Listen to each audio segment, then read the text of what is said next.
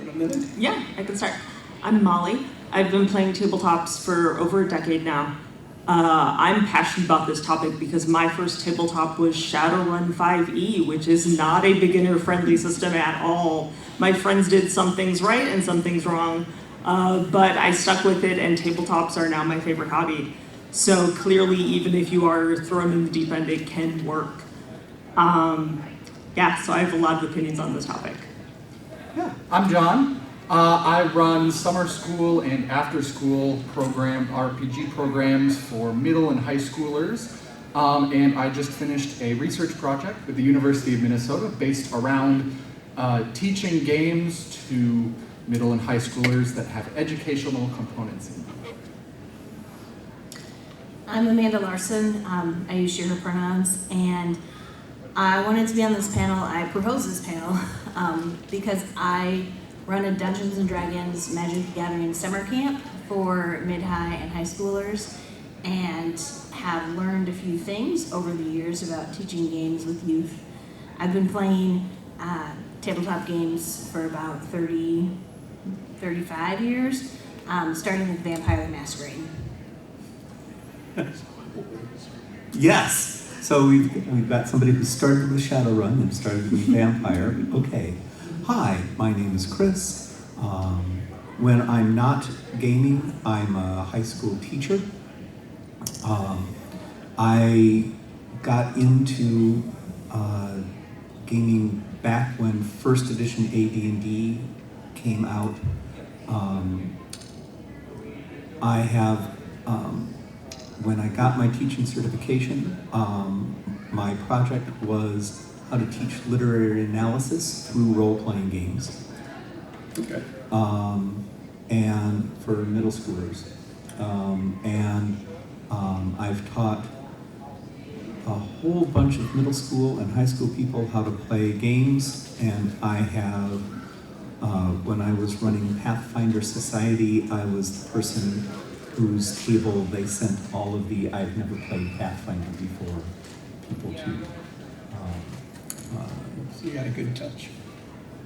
I have figured out what to do and how to do some things. So. Okay. I'm Ken Justiniano, 55-year-old Hispanic male that has been gaming since he was 10. It's one of those, at the age of 10, I got my hands on D&D, I should say the advanced D&D book set. And First edition? yeah, first edition. Again, a brilliant game to learn from. Yeah. And nobody in our group knew what a DM was. So from that moment on, I've been learning what a DM is and how to become a DM and what makes a good DM. And as an adult, what I do is I tutor and I mentor young DMs and storytellers into becoming better. I had friends that if they run across somebody that wants to be a DM and is a younger person, they're like, no, you need to do FaceTime with Ken. You need to set up a chat with him and listen to him because he's going to give you some good advice. So when I saw this come up on the list, I'm like, I'm there. This is what my wife calls me a prophet for DMing. So I proselytize to the masses on how to be a DM. That's my day-to-day. I would like to hire you to work at my camp. I'm more than willing. I work for food. I'm really cheap.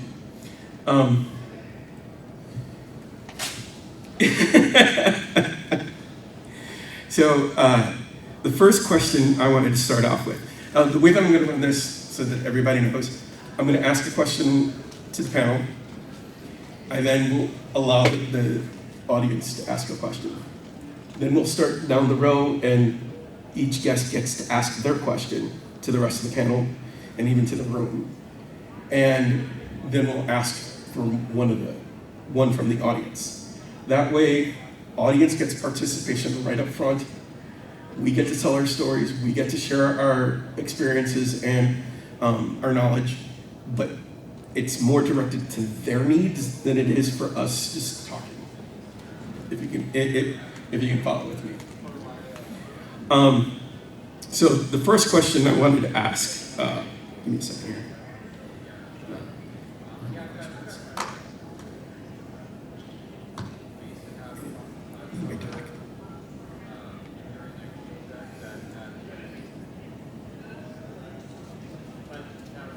When introducing a game to someone that has never played it before, what do you do to make it accessible?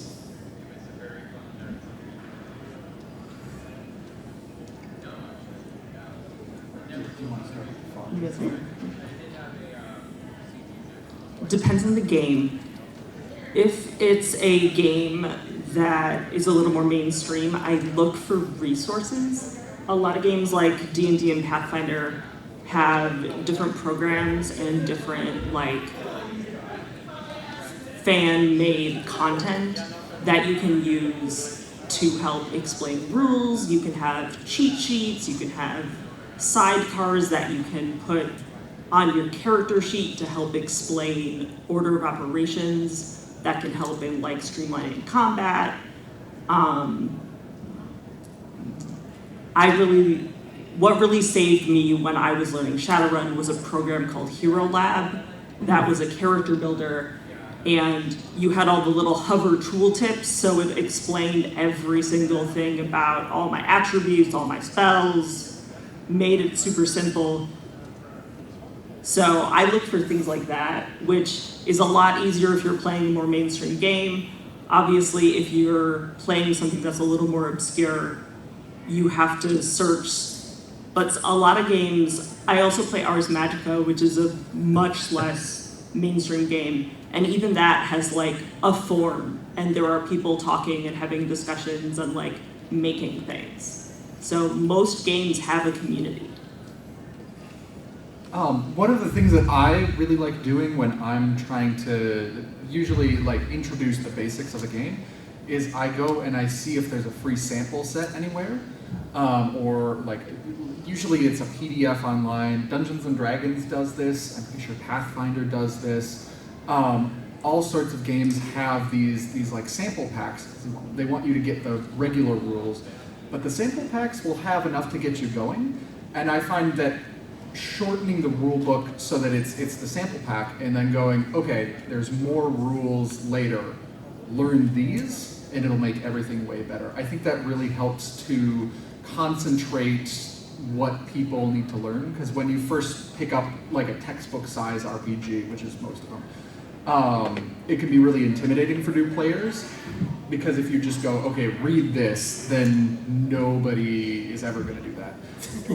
But if you hand them all right, here's 10 pages, pick one of these classes, so you don't even need all 10 pages, and just read through the stuff that's relevant for your character.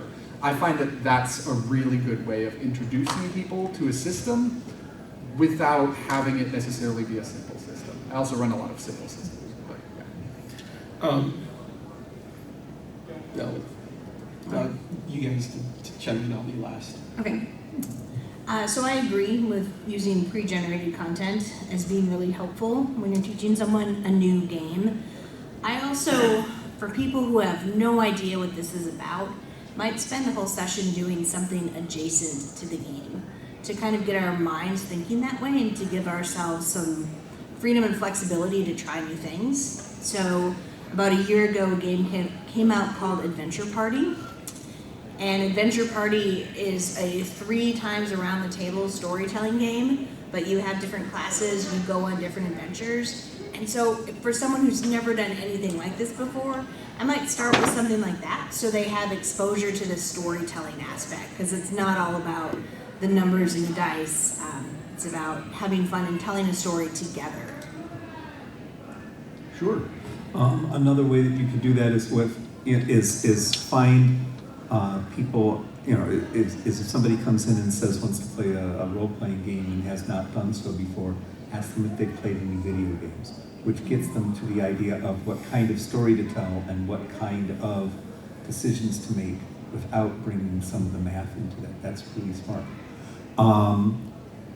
The question is how to make a game accessible to somebody who's beginning. And my question in response is, you said that it depends on the game. I think it also depends on what that person wants to do. So I'm just sitting down, I do not care to learn this game, I just want to play this adventure. Tell me what to roll and tell me if I succeed. Okay, there we go. We have now taught you the game. I will tell you when you need to roll something and such. But all of the game mechanics are still in the purview of the referee. Yeah. We can say, all right, I'm going to teach you that you're going to roll 3d6 and you want to roll high, and your target number is somebody's armor class or defense class, and you add 3 to that. So you roll so they understand, roll dice, add 3, and if I tell you that their armor class is 15, you know that that's the target number that you're trying to get to. We can teach it further to say that you can make all of your rolls without independent instruction, down to you can now make a character. What is it that somebody wants to do? I want to learn this game. All right, well, what you need to make it accessible is is to find out what they want and give them that information, and probably not much more. If they're interested in playing a fighter, don't teach them the way that druid magic is different from sorcerer magic. Yep. Just give them the skeleton to actually be able to just go forward. I will do what I can. Thank you. Yep. You good? Okay. For me, what makes games accessible, sit down and talk to your players. Have a conversation before you even start. Understand what it is that they want, and then you as a DM or as a storyteller can then give them what they're asking for. The whole aspect of running games isn't about you stroking your ego. It's about the people at the table having fun. It doesn't matter if it's a role-playing game, it doesn't matter if it's a tabletop game. If people are getting mad at the table, it's being done wrong. Growing up as a kid, we used to play Monopoly until my dad and my sister, would cause the whole of the event to explode. My mom figured out how to play Monopoly without it causing everybody to blow up, which was, we took away the aspect of basically being the billionaire. The way that we play it in our house, the bank, everybody wants to put into the bank, everybody wants to be able to collect rent and stuff like that, but not because you want to get rich, but because you want to do good. And we have a separate set of cards that, okay, now you have to pay so much to this organization, or you get benefits from another group, and you get some money because you are a good citizen. Where the way that it plays normally, you have a game that is meant to be the worst of people. We want to teach you to be greedy. My mom's like, I didn't like that. And that's where I first started seeing games can change people's outcomes, their attitudes. And choosing, or not just choosing, but molding people into making better selections. That's what a DM, that's what a storyteller can do. That's the power of them. Teaching you, showing you better things. I like your mom. I would like to meet your mom someday. Oh, she can come to my camp.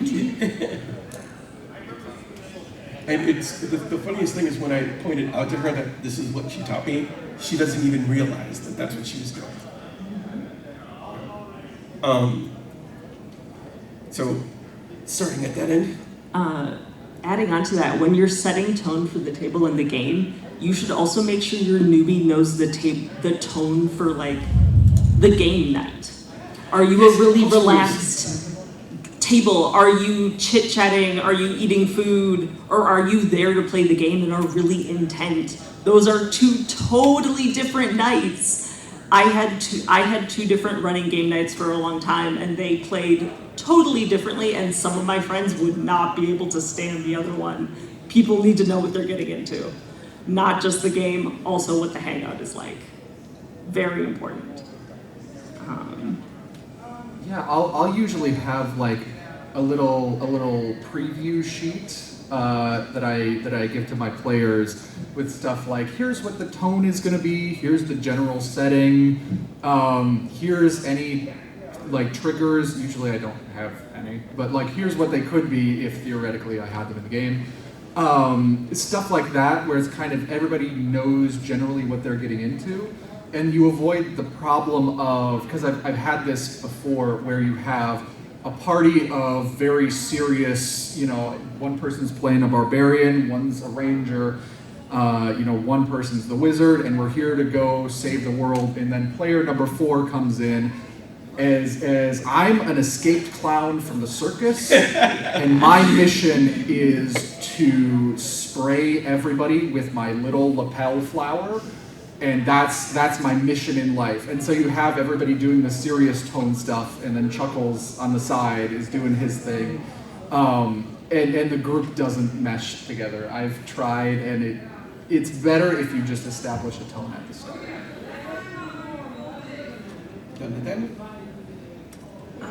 I agree with establish the tone, and if you have the opportunity, because Chuckles really wants to play with a group who's going to appreciate them.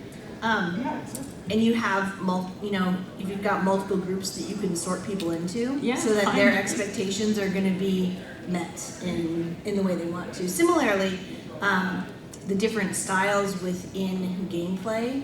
So some people want to go and slay monsters in a dungeon, and some people want to pull off a heist, and some people want to solve a mystery. And so I have an adventure that I run that is 5 one-hour components that covers like sort of 5 major ways that people enjoy playing the game, to give the new players a chance to figure out what style they like. And then when they're building their own groups, they can build groups that are gonna like the same sort of thing. Those are great ideas. Someone once told me that when people are building characters, every time that you devote points or devote some sort of character resource to some aspect of a character is a vote for what kind of campaign you want. So if you construct a rogue and give it all sorts of ship-based skills, and give it that it's a really good swimmer, and that it has a animal companion who's a dolphin, you have cast a lot of votes for having a nautical campaign. I think that that's a really good, if you wanted to call it a session 0, that would be a good idea. That not only teaches the rules, but it establishes what kind of campaign, which tells you what kind of rules you need to teach. If I'm going to be running a typical campaign, I do not spend very much time talking about the ship-to-ship combat rules to somebody who's just beginning learning the game. But if we're doing a piracy-themed campaign, because that's what people want, then I will talk about those rules, because they're going to matter, and that's something that you as a character, that you as a player are going to want to be able to interface with. What I will add to that is that you're talking session 0s. I do session 0s. I also do contracts. The contract is before the session 0, where we sit down as a group and decide, put in writing, what it is that we will and won't do, what we will and won't touch, the triggers. spell those out so that I, as the DM, when I find you breaking a trigger, I can call you on it. The other thing that I want to do is make sure that everybody, it's not the factor that you want everybody to be going in the same direction. It's the fact that everybody needs to know that things have to progress. And you can't have somebody who's being, obstructive just for shits and giggles. As a DM, you need to be able to go, we talked about this at the very beginning, and this is not going to be allowed. Or, hey, Bob, how can we turn that into something that the rest of the group can use? A lot of times, having those conversations, having that first structural conversation, then allows you to have the smaller conversations down the road where the individuals know, I can come to him, I can talk to him about it, and we can talk this through without it being a problem to the rest of the team. Okay. My question for the group, it would be, how do you help a person make their first character? Because sometimes people come in with a really strong idea and some people don't know what they want, especially if they aren't familiar with the game. I know for me, what we do a lot of the time is have a pre-session 0 where they get one-on-one time with the DM to talk through the options before they get inundated with the full group. So they can really sit with what they're looking at. Yeah, a lot of the times I will I'll start character creation before even presenting any rules. Mm-hmm. I'll just be like, all right, here's what the setting is like. Who would you want to play inside of this setting? And then build off rules from there. Like, oh, you're playing somebody, you want to play like a tricky talker kind of palace intrigue type of character. Okay, well, here's a rule for that. It'd be a good idea to put points into persuasion if you're trying to do that. Maybe subterfuge if that's a skill in the system. Here's a cool skill for that. And that way you can kind of drip feed content and introduce these concepts one at a time while still staying within their vision for the character. I run games for 7 to 12-year-olds here at CON in the kids room. What I normally do, I have a really, really, really simplified version of my the game that I created called Simplicity. It's got 3 stats. Under the different stats, they're able to put skills. And the aspect is that I allow the kids to create their characters that they want to create. We talk it through as a group, we give each other ideas, we work collectively to make the characters, and then we do the same thing for the world. How the magic works, we define those things, going in. These kids take off like a bat out of hell afterwards. This is the first inklings into an actual storytelling game versus like a role-playing game. And the kids, the only time I have them rolling dice is when there's a confrontation. And when, whoever wins the scene and they get to tell the story their way. And it's amazing how quickly kids pick it up. Adults have trouble with it. Being able to say, well, I take the scene over and I do this with it. Little kids, no problem. They have all the strength and all the power. And you give that to an adult, his brain just locks up. It's like, I don't know what to do.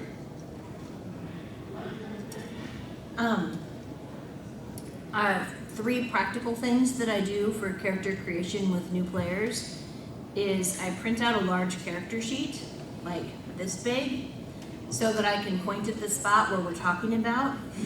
So that if I have 10 kids in front of me, I can say, we're talking about right here. I require everyone to use standard array, which is a set of numbers so that everyone has the same and no one is no one says, oh, I rolled these really great things, and no one can say, are you sure you really rolled those? Just solve some arguments from the beginning. And then the third thing I do is I always explain stats with tomatoes, Okay. Yeah.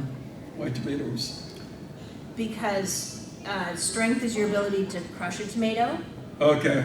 Constitution is your ability to eat a bad tomato and not get sick.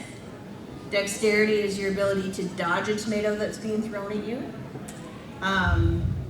Help me out, guys. Knowledge. Oh, yeah. Yeah. Intelligence is knowing that a tomato is a fruit, and wisdom is knowing it does not belong in a fruit salad. Charisma is the ability to sell a tomato-based fruit salad. So I always explain stats that way. Okay.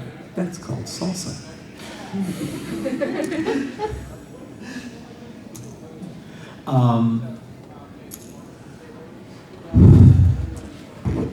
I'm sorry. I've lost the question. question. Oh, helping a newbie Oh. make their first character. Sure. So people make characters to fit into a fiction, to fit into a setting.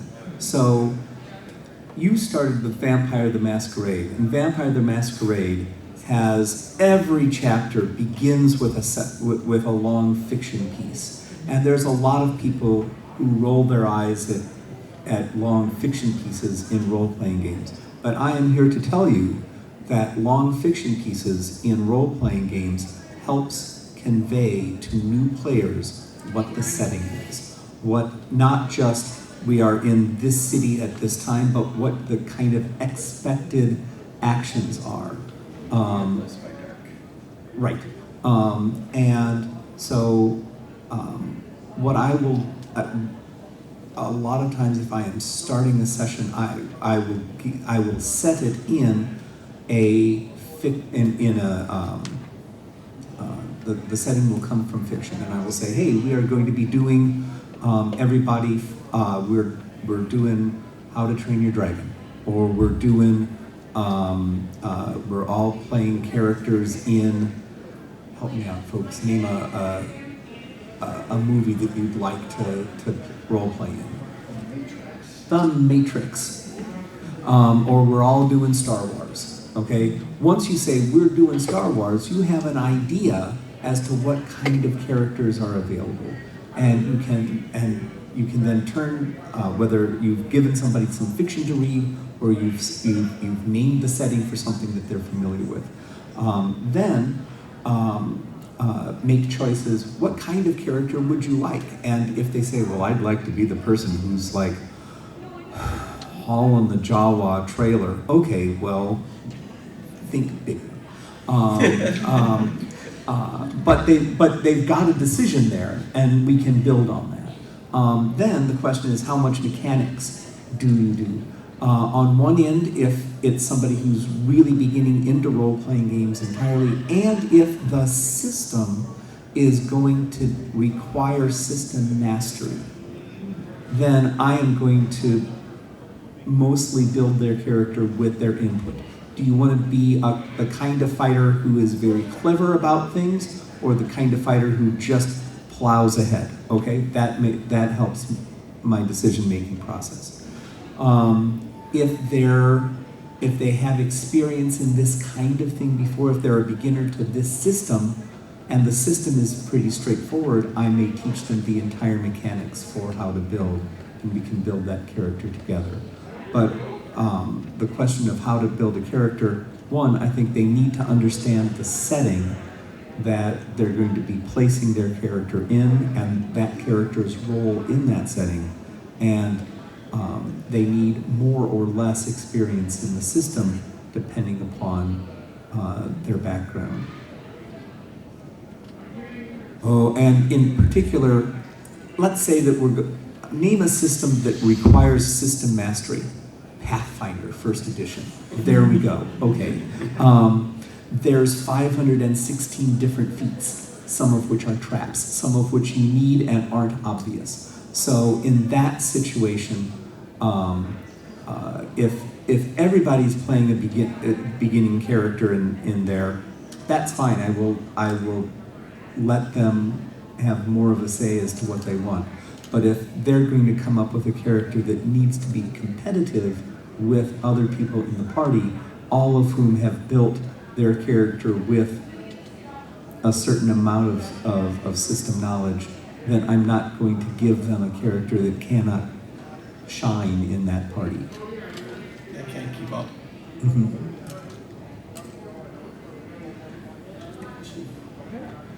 So my question for the panel was, how does homebrew come into your attempts to make role-playing games more accessible to beginners?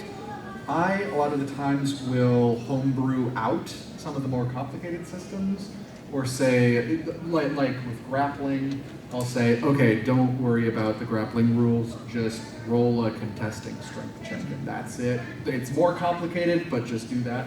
So I was wondering how everybody uses homebrew in their games to make things more accessible, if they use it. First, it depends on the group. You know, am I working with a bunch of kids? Am I working with adults? Am I working with a mixed age group? You know, my tendency is to simplify the system as much as possible. I need to know how the mechanics work. I need to know how the outcomes need to play out.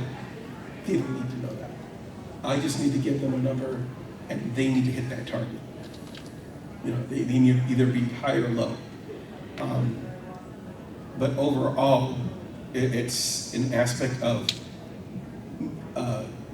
bringing the level of the complexity to the group.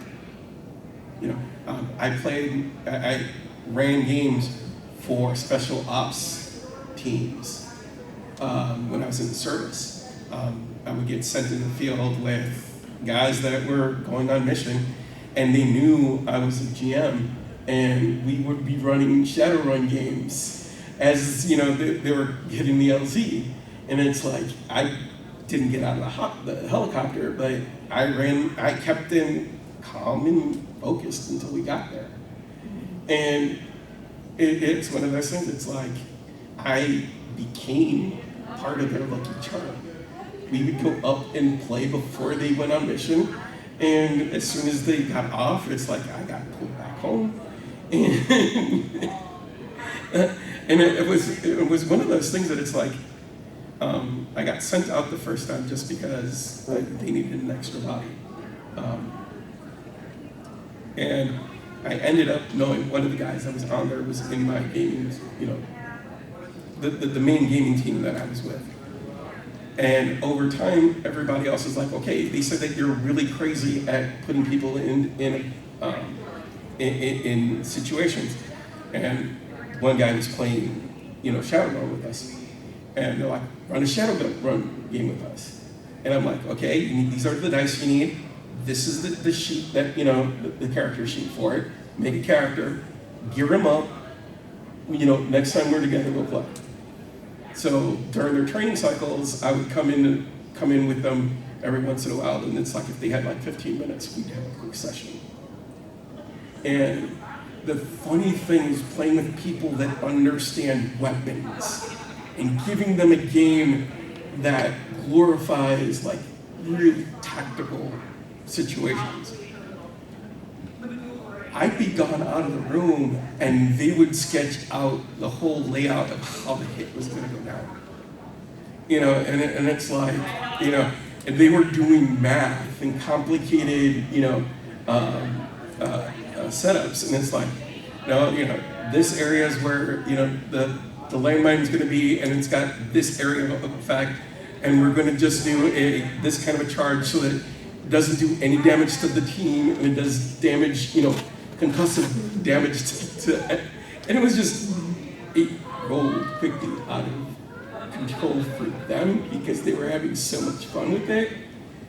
As a DM, I just kept it to the point where they needed to know what they needed to do, and I let them run with it. You know, and it's one of those things. It's like, you don't have to overcomplicate it. The easier you make it for your players, the more that they can concentrate on the gameplay. And honestly, they were the best players I've had in a really long time because there was no bickering at the table. They always were focused. I think the 50th anniversary edition of D&D has done a good job of simplifying some of the mechanics. So I haven't seen the new one. And really, because there was like, thinking back to that, you needed a freaking slide rule to figure that one out. And I was, one of the first things that I did was just X that go out. You know, it's like, okay, all we're doing is your overall defense rating versus my overall attack. Who wins? You know, or in some cases it was like, what's the difference? That's the damage. You know, and you can, if you do that, then whoever gets, you know, the bigger number, you dealt them that much damage, they dealt you that much damage, that kind of thing. Yeah. all right. In terms of homebrew, I volunteered to help out some high school students with their D&D campaign. They'd been playing for a month or so and they were struggling with some stuff. So I went in and I sat down and I said to one kid, tell me about your character. And they said, well, you know, I have a pet dragon. And I'm like, and your first level? Yeah, but my pet dragon's really strong. Which helped me spell out in my head that the most important thing with homebrew is that there's consistency. So if you're choosing to interpret a rule one way as a DM, you do that pretty consistently. And the second is that even all homebrew needs to be balanced. Absolutely balanced. And if you're going to do homebrew, awesome. I'm a fan of pre-generated content because first level players with dragons that are pets that do their bidding is just not the kind of D&D that I'm capable of playing. So, cool. The note about balance, it is hard. That's why homebrew has a bad rep, right? It is hard to know ahead of time, depending upon how much experience you have. It's hard to know how unbalanced a particular idea that sounds cool might be.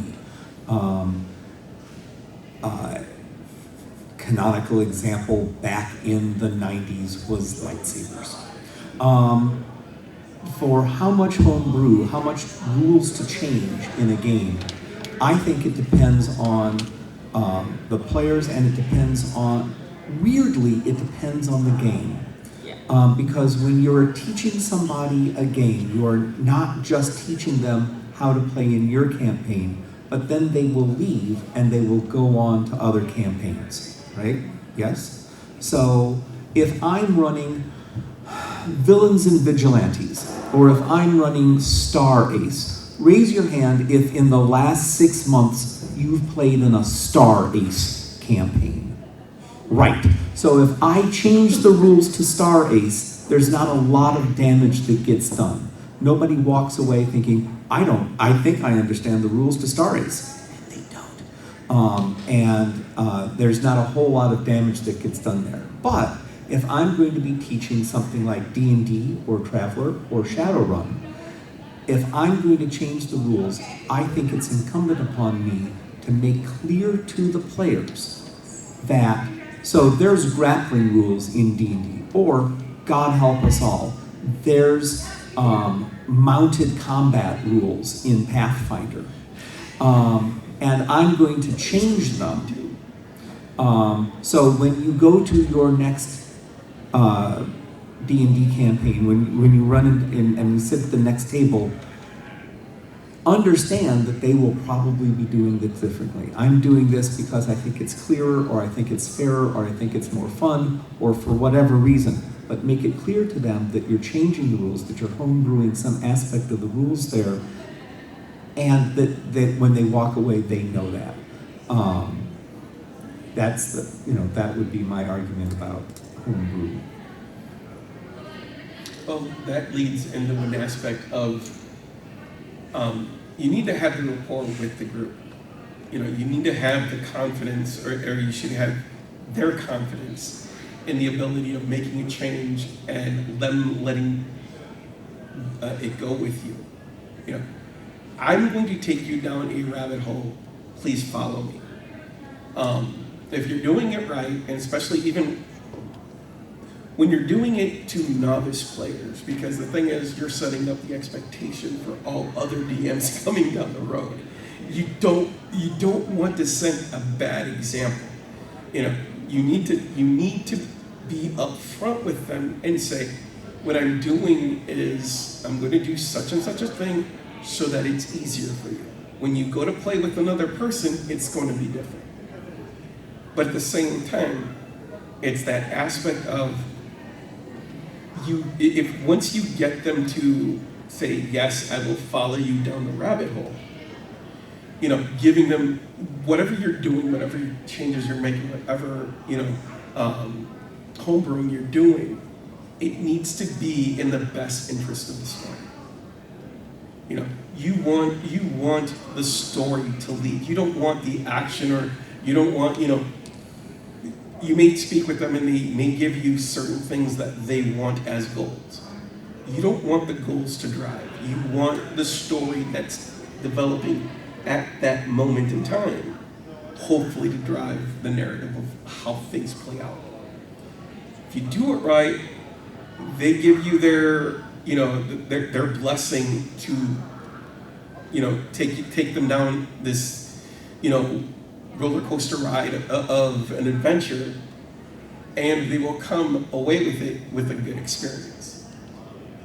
That really comes down to trust at the table, Yep. which is so important for a newbie, because some people are new because they had a bad experience and they got chased off. And so if you're their like second try, you have to work really hard to make them comfortable. And obviously, if you are inviting them to a game, it's because you want them there. But some people might be a little skittish. So you have to sometimes make a little extra step or be a little careful, because you want to build that trust so you can have a really good game and make them feel comfortable and have a really fun time at the table. The thing I had hoped to talk about was balance. And I think we've kind of talked about that. How do you keep your beginning players in a balance? Hi. My name is Chris. I have opinions. Balance doesn't come from characters. Balance comes from a GM being aware of what the characters are, what their skills and abilities are, what their strengths are, and giving the party an appropriate range of challenges. So my example being the Justice League of America. We have built a role-playing game about superheroes, and people have picked members of the Justice League of America. By show of hands, who's interested in playing Aquaman? Right. Okay.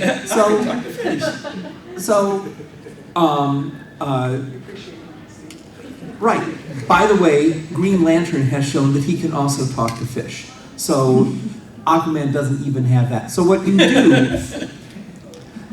do as a GM is you make sure that at least a couple of encounters take place underwater and take place with a bunch of sharks around and something like that, and you give the Aquaman player something to do. Their balance has to do with making sure that everybody at the table shines. And you can shine as Superman, you can shine as Batman, you can shine as Aquaman. It's just that the GM has to look for some of the strengths that are available somewhere. Yeah. Part of your job as a GM is making sure that everyone at the table is having fun. Now, that doesn't mean that everyone has to have fun every moment, that you're playing. There are times when one character may, have a shining moment for themselves, and then someone else will. But the overall aspect, and I do this with all my games, no matter what it is, at the end of it, you sit down and you talk with the people before they leave, and you ask them, did you have fun? Because if somebody really isn't having fun at your table, your best input to becoming a better GM is to listen to when they have problems. You know, they're not liking the fact that, you know, you're disrespecting them. They feel like you're disrespecting them. What am I doing that makes you feel that way? And actually listen to them. Balance has a much stronger thing than just in the game. It's around the table. You know, giving people, individual people, things to do that are not